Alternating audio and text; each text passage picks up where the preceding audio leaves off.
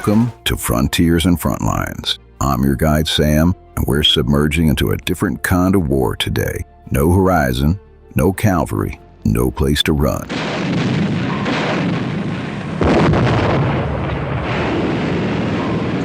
Just a steel tube 300 feet down, the lights are gone red, and every man inside's holding his breath while something he can't see does the math on how to kill him.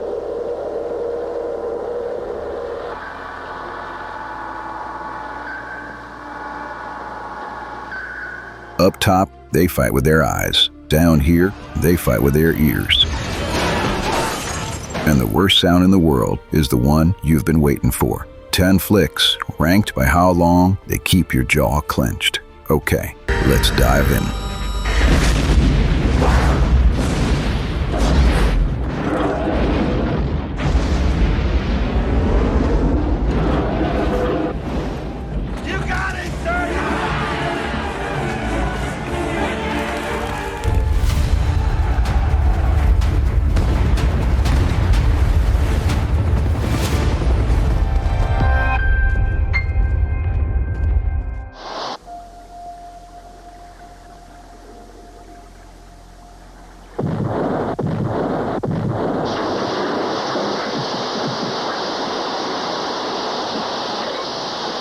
Alright, we're gonna start deep, and we start with two heavyweights swinging in a steel box. Run Silent, Run Deep from 1958. It's a black and white picture directed by the same man who'd later give us The Sound of Music.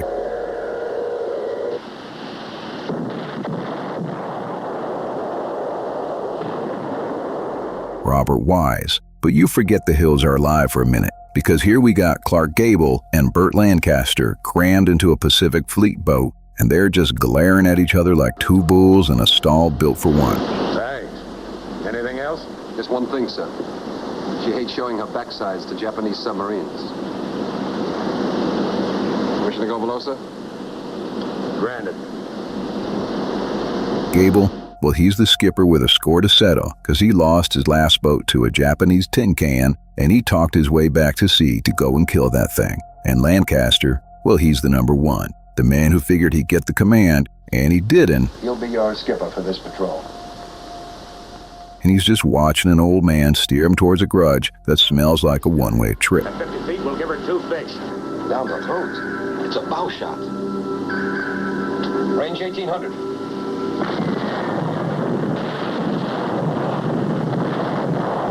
And this is the one the whole genre learned from. Folks will tell you, nobody made a submarine picture this real until a German boat came along 30 years later. We got him. And you know what? They're absolutely right. The skipper drills his crew on one thing till their hands bleed: the fast bow shot. You line up and fire before the enemy ever knows you're even there.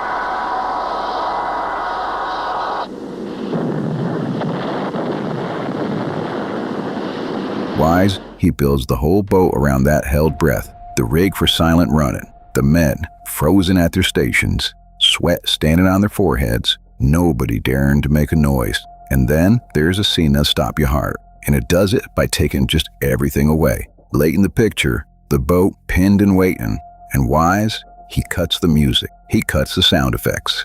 I mean, he just cuts all of it. It's just men and silence and the slow tick of the hull while death decides whether it's found you.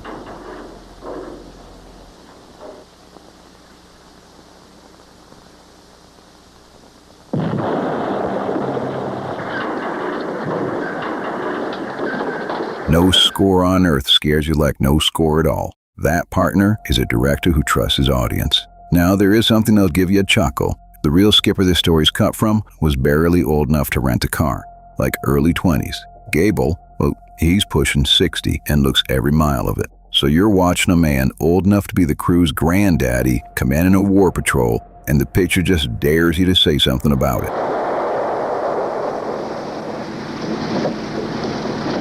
But a man who fills a room the way Gable does has earned the right to be whatever age he pleases. Underneath the revenge and the rank and the rivalry, this one's asking a hard question. What a captain's grudge is worth when it's the whole crew that pays the bill. The deep, it don't care who's right, it just waits.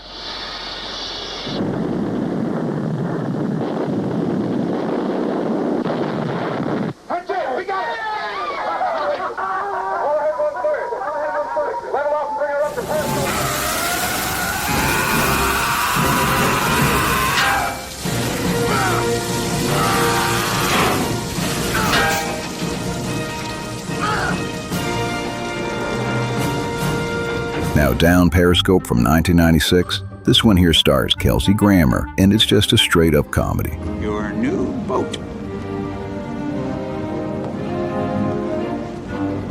USS Stingray, SS-161. That. A rusted-out World War II diesel boat, the USS Stingray, full of misfits and screw-ups. Speaking of age, what do you think about our boat, Pascal?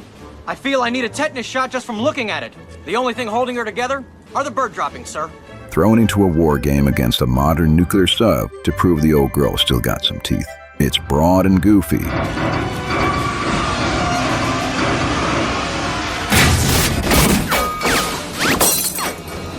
Bingo! 500 feet! God, I love this job. And it closes on the whole cast dancing to the Village People. All right, you've been warned. But here's what gets me about this movie, and it's the whole reason it's on the list. Yeah, this is a comedy. Well, I'm afraid you leave me no choice, son, but to relocate you. Really? Really. Buckman! Yes, sir! Thank you, Buckman. That'll be all. But it understands submarine tension better than half the serious pictures out there. There's a sequence where the Stingray hides in the acoustic shadow of a giant supertanker. You know, tucks in right under it so the enemy sonar can't pick her out of the racket of those huge churning propellers. And to pull it all off, the crew, they gotta go dead silent, whispering. Give me a pack of gum. The fruit stripe. Scared to death of dropping a wrench on the deck plate.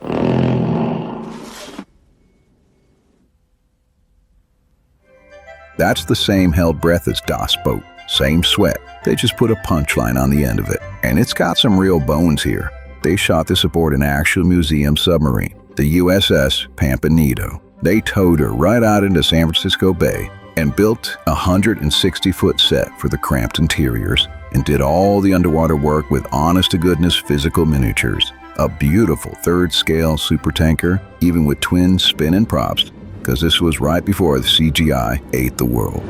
Captain, the propeller turbulence is becoming a problem. 2 degrees down bubble. Make that 2.5 degrees down bubble. Now, that real boat earned it. The Pampanito, it ran 6 war patrols, took depth charges, and in one of the war's cruelest accidents, it helped sink a Japanese ship that was secretly carrying over 1,300 Allied POWs. Then it turned around and pulled survivors out of the debris. That boat in the funny movie has a heavier history than the movie lets on.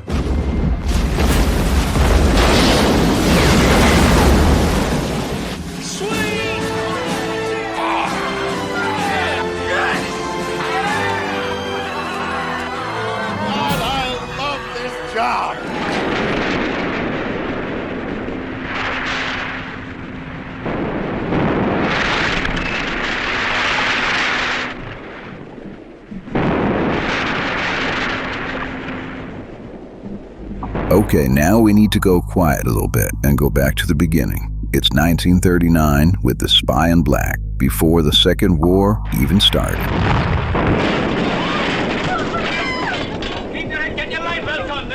And Michael Powell and Emmerich Pressburger, who are the finest filmmaking team Britain ever produced, they cut their teeth on this one.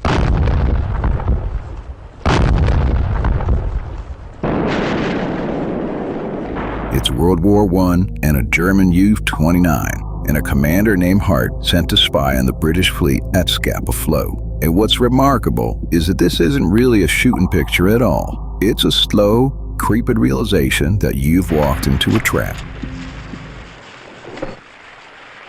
It was my old ship that sunk us. Hart, he goes ashore disguised as a schoolmaster to meet his contacts. And piece by piece figures out his people are British double agents playing him like a fiddle. You won't have him arrested until I've left the house, will you? Give us credit for a little imagination. Besides, he's safe enough where he is. Couldn't you let him go back to his ship? He would at least have had a fighting chance. Too risky. He might have met someone who knew the real Fräulein Teal or the real Ashington. The ending will put a knot in your gut no matter who you are. Hart escapes onto a civilian ferry, and then his own submarine surfaces, not knowing he's aboard, and lines up to shell the ship. And there he is, waving at his crew, begging them not to fire, and watching them torpedo tubes swing his way.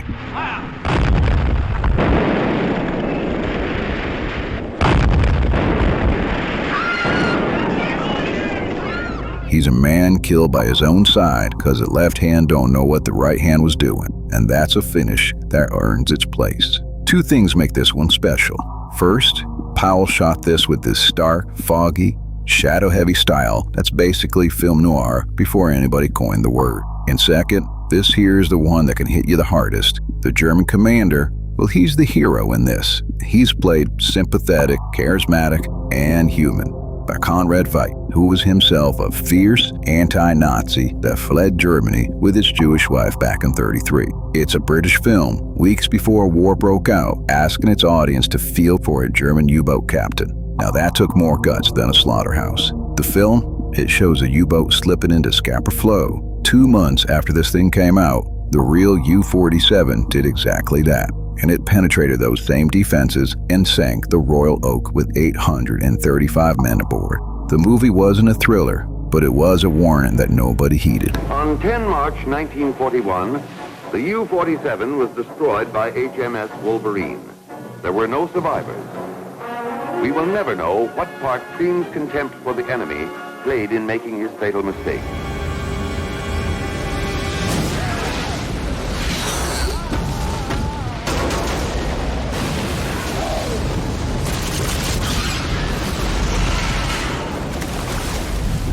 U-571 from 2000, it's kind of a hard one. It's a real good submarine movie wrapped around a real ugly lie. Alright, let me take them one at a time. The movie first. American submariners board a crippled German U-boat to grab her Enigma cipher machine, and then they watch their own sub get blown out from underneath them.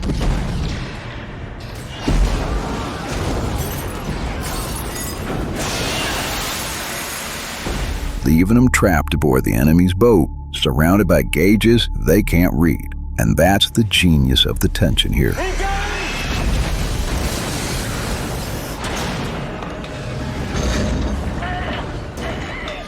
Our German destroyers dropping death charges. The dials, they're all in German, and the needles are shattering, and these boys, they don't even know the crushed depth of the hole they're standing in. They're flying a plane in a language they don't speak while somebody's shooting at them.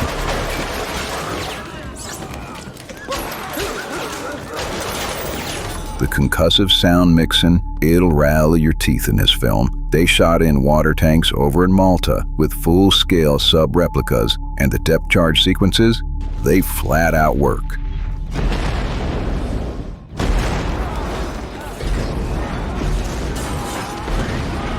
Now the lie, because I just can't let this one slide. This movie hands the capture of the Enigma machine to us Americans. In real life, it was done by our British allies, men of the HMS Bulldog who boarded the U-110 in May of 1941, months before America was even in the war. And the picture, well, it just erased them.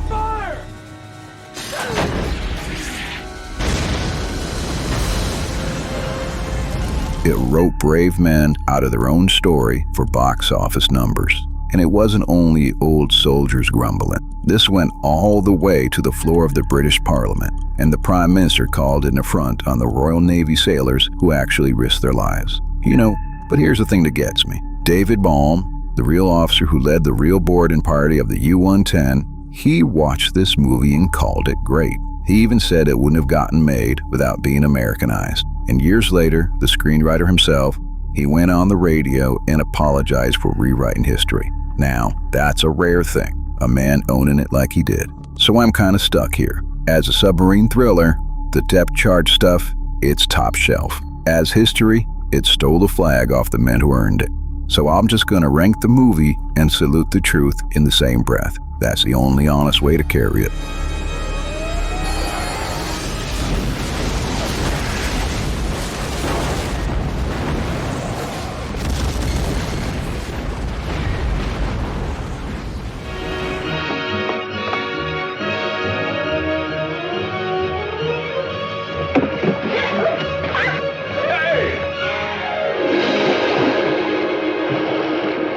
All right, let's just get this one out in the open. This one ain't a war movie. And half y'all, you're probably already typing your comments. Just hold them off till I make my case, all right? On the Beach from 1959 stars Stanley Kramer and Gregory Peck. You know,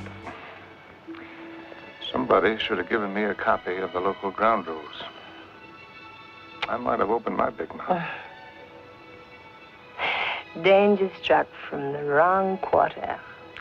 And there's no enemy sub, ain't no death charges, and no torpedoes. World War III, it's already happened. The whole northern hemisphere is dead, wiped out by fallout, and the radiation's drifting south on the wind towards Australia, the last place left with people still breathing.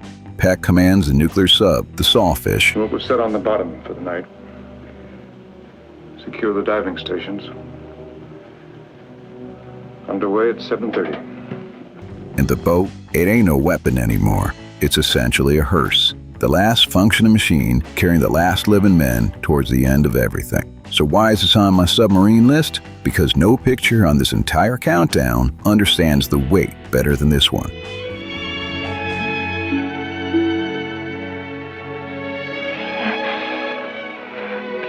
Oh, darling, I'll never leave you again. The whole genre is about dread you can't see coming. Well, here's a thing coming, but it's in the air itself. And there's not one solitary thing anyone can do about it but count the days. That submarine fear blown up to the size of a planet. You all know the situation. I've given leave to many of you to stay here for personal reasons. It's understandable why some of you might prefer this. I think that the rest of you are entitled to decide what you'd like to do.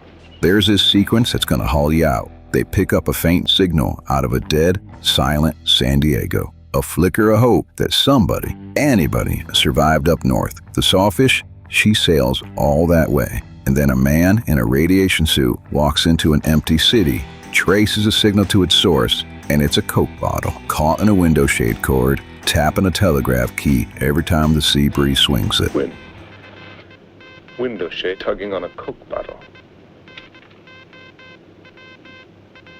Nobody's there, nobody's been there. The hope was just the wind. I've watched a lot of war movies, partner, and few of them hit me like that empty bottle. And the gravity behind it, it was real. Washington was so spooked by this picture, they sat around in a cabinet meeting trying to figure out how to discredit it. A movie they couldn't shoot down with a fleet, so they tried to shoot it down with some press releases. It's the saddest thing on this list by a country mile, and I'm not going to pretend otherwise. We've already taken a vote. We'd like to head for home.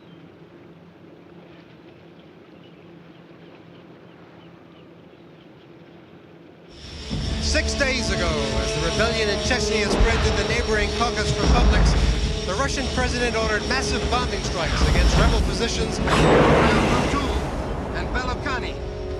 Appalled at the loss of human life, the President of the United States, joined by the French President and the British Prime Minister, suspended all foreign aid to Russia. This here's a submarine movie where the enemy, it ain't another sub. It's the man standing right next to you. It's good, sir. It's your first. Yeah. Don't like it too much. They're more expensive than drugs. Crimson Tide from 1995 has Tony Scott, Denzel Washington. What'd you think, son? I was just some crazy old coot putting everyone in harm's way as I yelled, "Yee-haw!" That was not my first thought, sir. But there's no excuse. At the time I was fighting the fire in the galley, I did not agree with your calls. And Gene Hackman. You do qualify your remarks. Somebody asked me if we should have bombed Japan. A simple yes.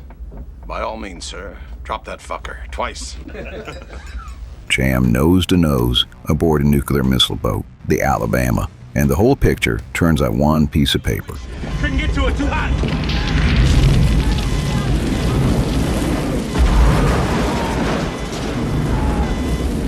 An order comes in to launch the nukes. Confirmed, authenticated, you know, the real thing. We have a properly formatted emergency action message from National Command Authority for strategic missile launch, Captain. I concur, sir. Get the authenticator. But then, a second message starts coming in and gets cut off halfway when an enemy sub knocks out the radio. What do? Do they launch or do they wait? Well, the captain, he says fire. Weapons, con. Ship targeting to target package SLBM 64741/2.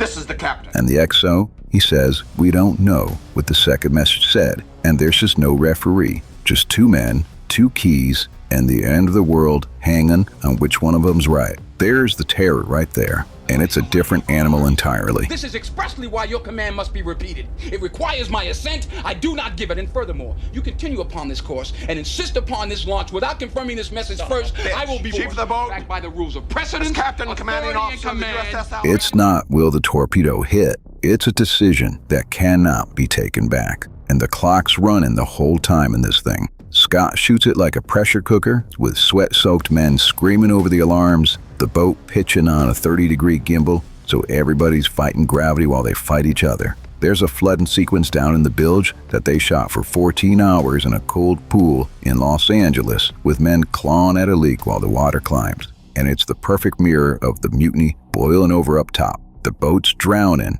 and so's the chain of command. Now, a couple of things here worth knowing. The Navy, they wanted nothing to do with this flick. They flat out refused to help. They said a mutiny on a nuclear sub was offensive and it couldn't happen. So the crew, they got sneaky. They built a fake sail on a half-scrapped old sub for the dock shots. And to film a real dive, they sat outside Pearl Harbor and chased an actual submarine with a helicopter till it went under. Which, I'm told, did not delight the gentleman in command of that submarine. And the dry bone funny part, that razor-sharp banter between the crewmen, a chunk of it was an uncredited polish by Quentin Tarantino, including a dead serious argument about who really drew the Silver Surfer. Who played the German sub-commander in the enemy below with Robert Mitchum? Was it Kurt Jurgens or Hardy Kruger? Sir. Wrong answer! Drop down and give me 20, now! That's grown men, fingers on the keys of Armageddon, bickering around comic books. That's probably the most honest thing in a movie. And here's the kicker though, and it's why it climbs so high. It nearly happened for real. During the Cuban Missile Crisis back in 1962, a Soviet sub getting hammered with depth charges, and the captain, he was convinced the war had already started and was reaching for a nuclear torpedo, and one single officer refused to give the second say-so. And that's the only reason you and I are here to argue about the movies.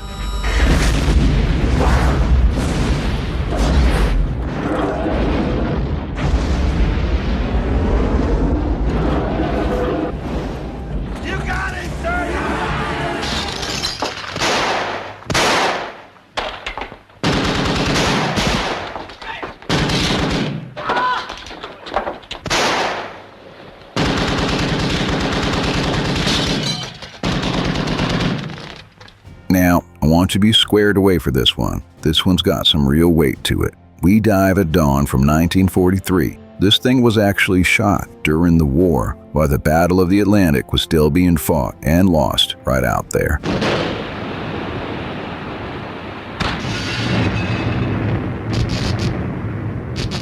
John Mills and his crew on the HMS Sea Tiger, a British sub sent deep in the Baltic to sink a new German battleship. And because it was made by real men living the thing, it's got this documentary grit you just can't fake.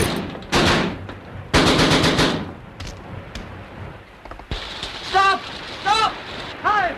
Stop! They're coming! They're coming! The Admiralty loaned them real submarines, and they built the interior sets to exact scale on purpose. Not for looks, but to cram those actors into the same miserable, elbow-to-elbow cramp that real crews had to live in.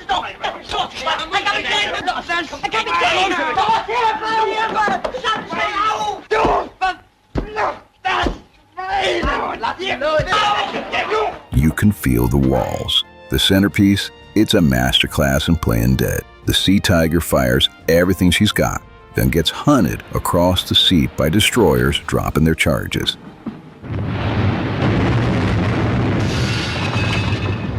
And to survive, that captain does something just ghastly and brilliant. He orders the crew to blow oil, debris, and the body of a dead German airman out with the torpedo tubes. And it floats up like a fake graveyard so the ships up top will read the wreckage and figure they got her. Then everybody just sits in the black, dead silent, listening to the enemy sift through the debris and decides whether or not they bought it. This is the purest submarine dread there is. Your life riding on whether a man up top believes a lie you floated to the surface.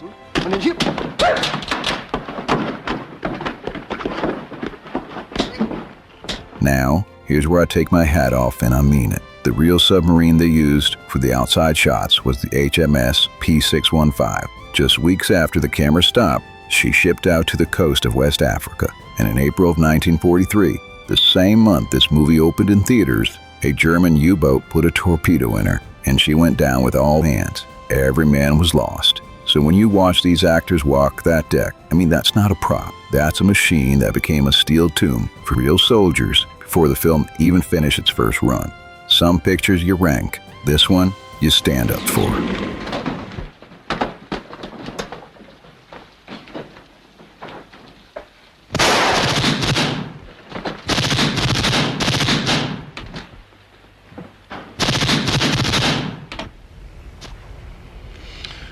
Now, there are those who believe we should attack the United States first, settle everything in one moment.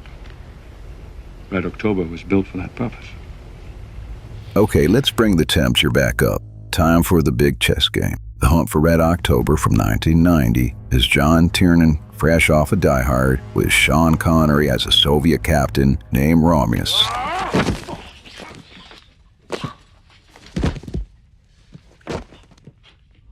Taking the Red October, a massive Typhoon-class missile boat, and he's running for the West, with damn near every Navy on Earth trying to find him.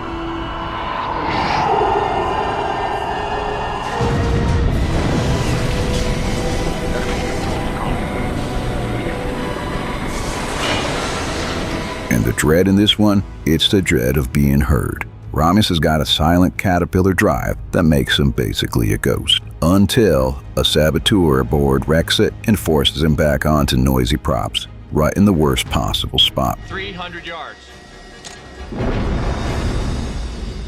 Torpedo is detonated. No. You understand, Commander? That torpedo did not self-destruct. You heard it hit the hull, and I was never here. The sequence that earns the price of admission, it's the canyon run. They're threading that gigantic submarine through an underwater mountain pass called the Red Route 1. It's suddenly detectable with a Soviet torpedo dropping in on them, and it all rides on the sonar man's voice, those flat, frantic distance callouts ticking down, until Romulus pulls a crazy Ivan, whipping the whole Leviathan around hard to clear his blind spot and dodge the fish. Break out the rafts. Lash them to the deck. We'll use them as shelters until the fleet arrives. Navigator! Your knuckles, they're gonna go white, and not one frame of it isn't loud for the sake of loud. The craft, it just holds up beautiful in this thing. They couldn't film inside a real boomer. There's just no room. So they built these enormous sub-interiors on sound stages and dropped them on gimbals that tilted like 45 degrees. So when that deck heaves, the actors, they're really heaving with it. Miniatures were the outside, and the big missile room shootout at the end, it's forced perspective and map painting stretching a little set into something cavernous.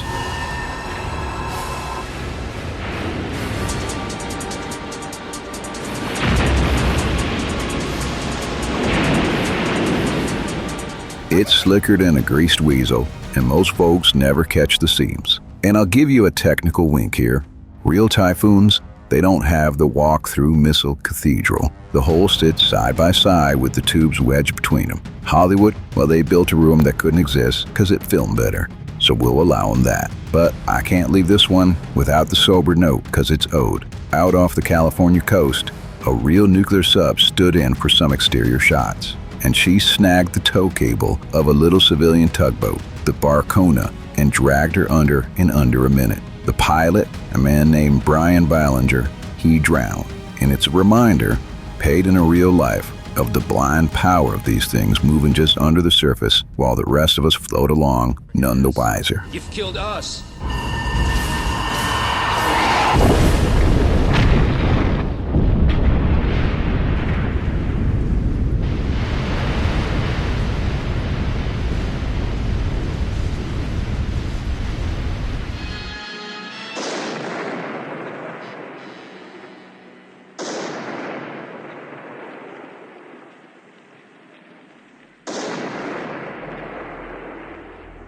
Alright, now to the purest one. It's a clean two-man duel. The Enemy Below from 1957 It's happening in the South Atlantic with one American destroyer escort up top, Robert Mitchum on the bridge. Yes, sir. Reported ready, sir. We might get close enough to get a shot at him before he pops under. And one German U-boat captain down below, Kurt Jurgens, at the periscope. Sometimes the torpedo wouldn't even leave the tube. And if it did, we were most lucky to hit something.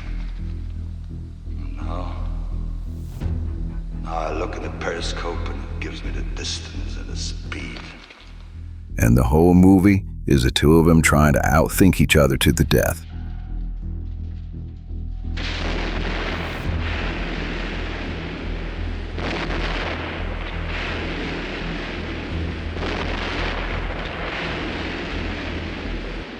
No subplots, ain't no romance shoehorned in, just a hunter and a hunted who keep trading places, and there's a tension that's almost pure mathematics.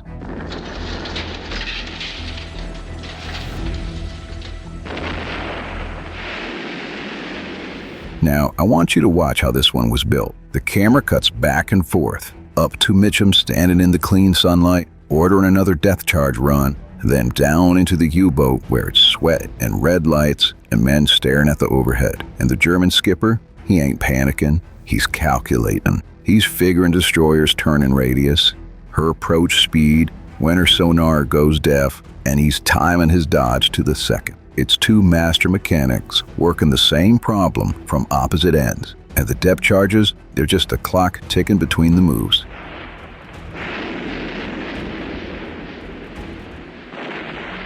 Then all that cold arithmetic finally snaps into violence, where the destroyer, he rams the servicing U-boat, riding up over her foredeck in a grinding shower of sparks. The two enemies, they're welded together till the bitter end.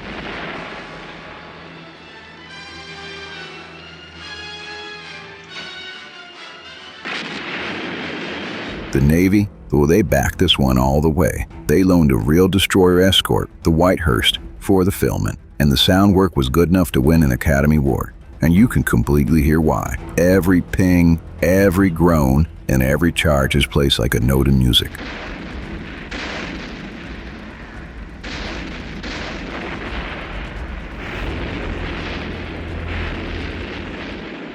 And here's what makes this one matter. And it's just downright radical for 1957. The German captain, he's no like cartoon Nazi. He's an honorable, bone-tired professional who just flat out despises the regime he's fighting for. And the movie respects him every bit as much as it respects Mitchum. It closes with the two captains, enemies an hour ago, sharing a cigarette on the deck of the rescue ship. It's the first big American picture after the war, brave enough to say the man in the other boat, he was a man too. That takes a spine, and this thing ages like good bourbon.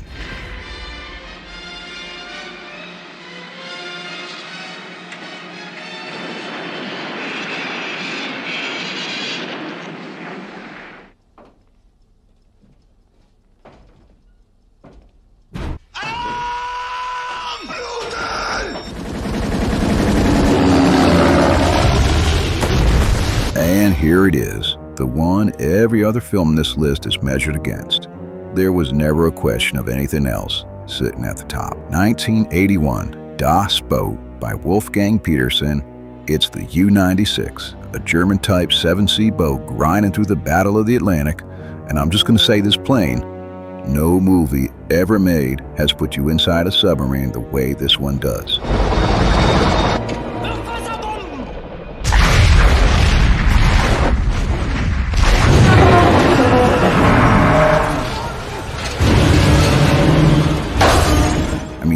You don't watch Das Boot. You're aboard her, and you can't get off. And after a while, you stop wanting to breathe out loud. Just one thing first, so you can pick it right. This film exists in wildly different lengths. There's a 149-minute theater cut, a 208-minute director's cut, and that's the one the faithful swear by. And there's even a near 5-hour miniseries version. Now, if it were me, I'd find the director's cut and give that the evening. It earns every minute of your time. The tension here is the deepest in the genre because the crew is just utterly helpless. During a depth charge attack that they can't shoot back, they can only sit in. And it's dead silent, red lights, eyes up at the steel. Listen to the enemy sonar ping get louder and louder and louder. And then the charges hit, and high-pressure boats go flying across the compartment like bullets.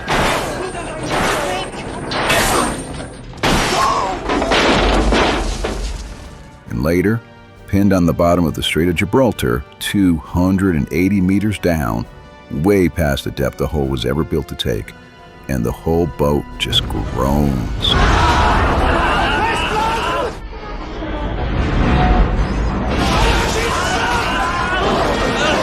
This awful metallic groaning as the ocean tries to fold in and shut, as the ocean tries to fold it shut, till one man's mind just snaps clean in half.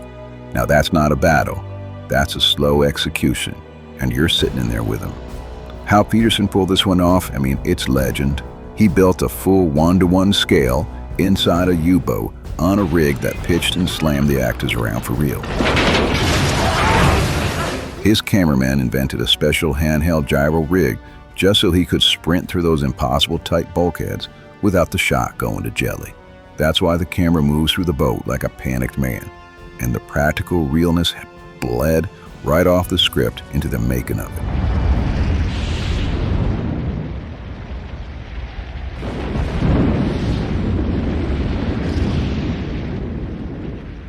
During a storm sequence, they dumped millions of gallons of water from a tower set, and an actor named Jan Fetter, he lost his grip and got washed clean over the rail and broke some ribs. And Peterson, thinking it was acting, hollered, "Good idea, Jan," and he just kept rolling. They wrote the man's busted ribs right into the story. That's how damn real this thing got. But here's why it sits at number 1, and why I go quiet saying it. Peterson had American money men leaning on him to throw in a scene of fanatical SS-type machine gunning down survivors in the lifeboats. You know, give the audience an easy villain. Well, he refused. He just flat out refused. He kept these men what they actually were. Working class boys, scared, freezing, stinking of diesel, mostly just wanting to go home. And the film ends on that number that says it all. Of 40,000 German submariners in that war, 30,000, they never came back. 3 out of every 4 men who climbed down that hatch. That's the genius of this thing.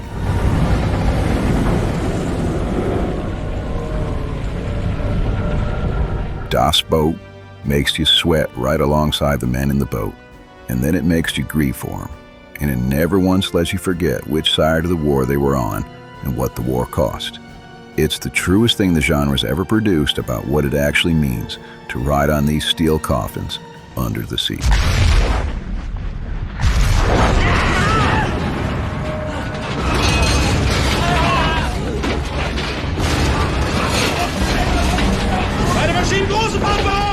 Here's what the submarine picture knows that the rest of the war cinema sometimes forgets. Most battles, it's a man who can see who's trying to kill him.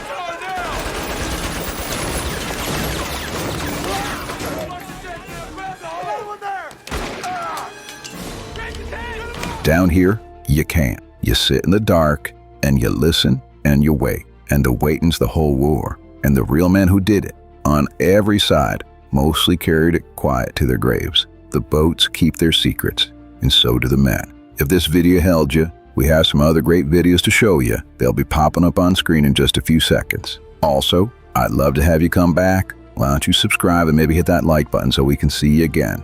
And until next time we meet, man the battle stations and lock and load partners and keep the reels a-rolling.